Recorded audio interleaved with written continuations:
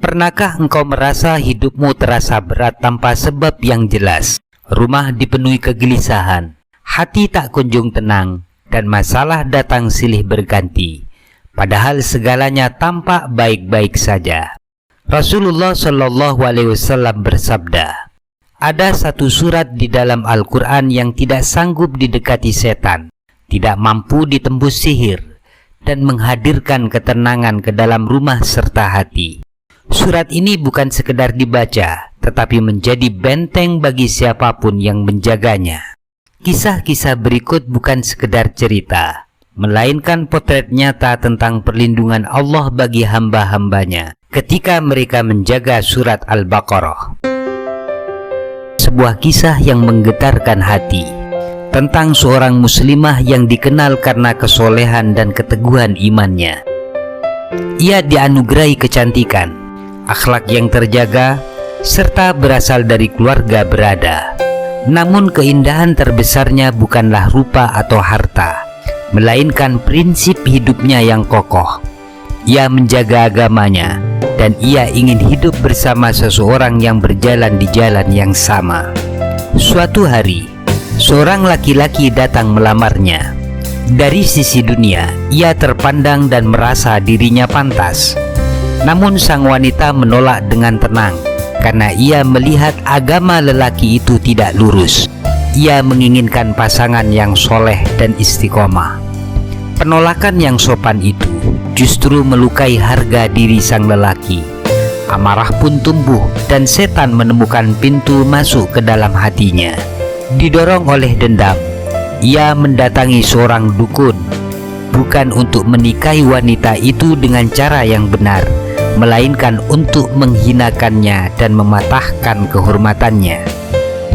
Sang dukun meminta bayaran besar, dan ia menyetujuinya tanpa ragu. Namun keesokan harinya, dukun itu mengaku tidak mampu melakukan apapun.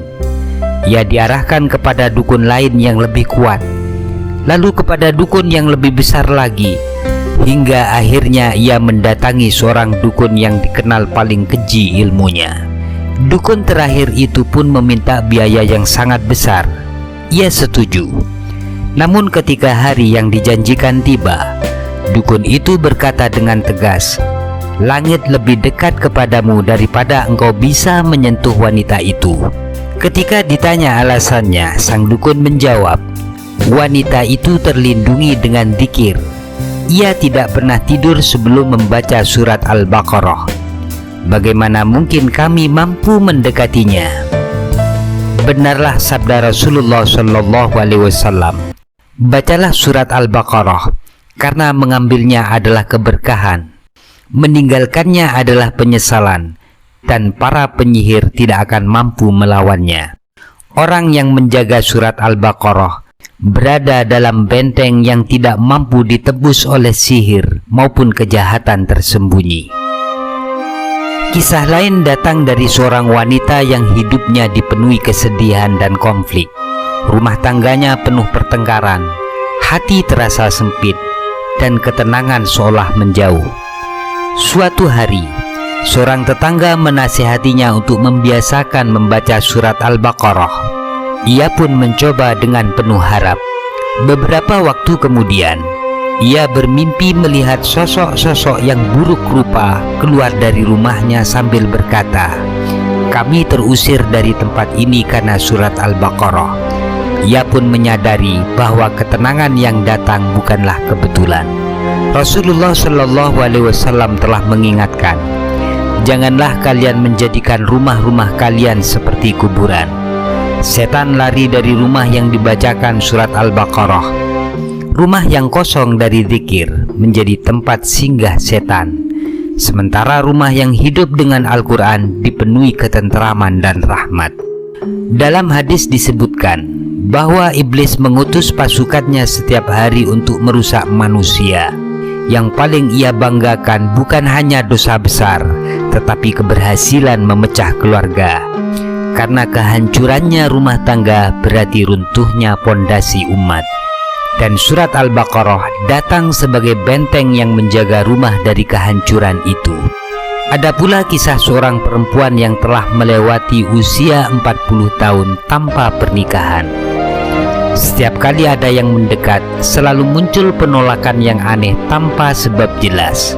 Setelah mendengar keutamaan surat Al-Baqarah, ia bertekad membacanya siang dan malam.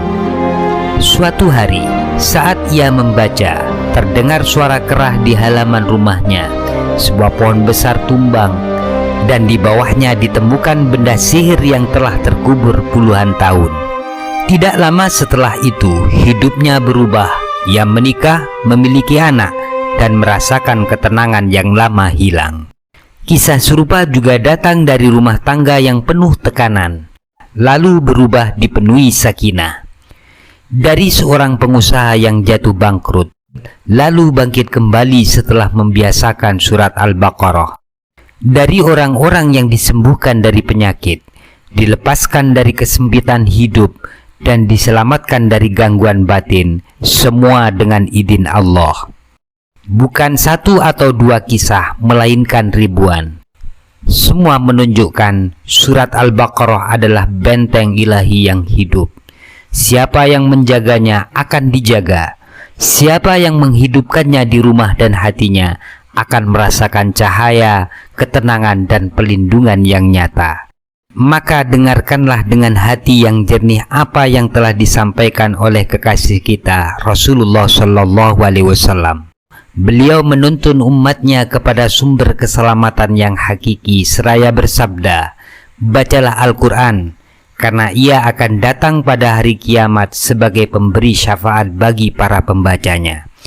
Al-Quran bukan sekedar bacaan lisan, tetapi sahabat setia yang kelak berbicara membela orang-orang yang hidup bersama ayat-ayatnya. Dari seluruh Al-Quran, Rasulullah Shallallahu Alaihi Wasallam secara khusus mengangkat dua surat bercahaya yang beliau sebut Az-Zahrawain, surat Al-Baqarah dan Ali Imran. Beliau bersabda bahwa keduanya akan datang pada hari kiamat seperti dua awan, dua naungan, atau dua barisan burung yang mengepakkan sayap, melindungi dan membela para pembacanya. Gambaran ini menegaskan bahwa siapa yang berpegang pada keduanya tidak akan dibiarkan sendiri di hari yang paling menakutkan. Secara khusus, Rasulullah Shallallahu Alaihi Wasallam menekankan keutamaan surat Al-Baqarah. Mengambilnya adalah keberkahan, meninggalkannya adalah penyesalan, dan para penyihir tidak mampu melawannya. Keberkahan itu tidak hanya dirasakan di akhirat, tetapi mengalir ke dalam kehidupan, menenangkan jiwa, menjaga keluarga, melapangkan rizki, serta mengusir kegelapan dari rumah-rumah kaum muslimin.